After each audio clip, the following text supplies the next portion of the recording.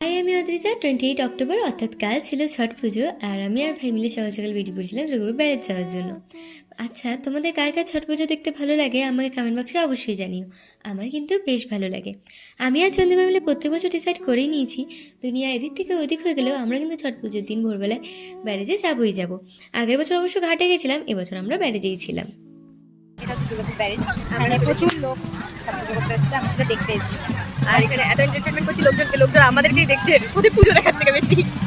সকাল সকাল আমার টাকা খসিয়ে চা খেতে শুরু করে দিয়েছে মেয়েটা, আর আরেকজন মানে হয় একটা কাটোরি রাখা ছিল, ওখান থেকে মেয়েটা তুলে নিয়ে চলে এসেছে, মানে কিছু বলার নেই, দিল না তাই তুলে নিয়েছে। ওখান থেকে প্রায় আমি 7টা নাগাদ বেরিয়ে পড়েছিলাম, কারণ আমার বোলপুর যাওয়ার ছিল। আর এই দেখো এখানে প্যান্ডেল করেছে ছট পুজোর জন্য।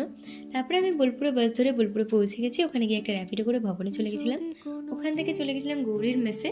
ওখানে গিয়ে আমরা প্রজেক্টটাকে পুরো রেডি করে নিয়েছিলাম। তারপরে চলে গেছিলাম ভবনে। তো ওখানে গিয়ে প্রজেক্ট সাবমিশন করে দিয়েছিলাম। আজকে সারা দিনটা আমাদের এই করেই কেটে গেল, একবার ভবন একবার রুম। আচ্ছা, আমাদের ওখানে প্রজেক্ট সাবমিশনের পর ফিরতে ফিরতে কিন্তু অনেকটাই রাত হয়ে গেছিলো, তাই জন্য একবারেই রুমে চলে এসেছিলাম। তোমাদের এই ভিডিওটা কেমন লাগলো আমাকে জানিও। হরে কৃষ্ণা।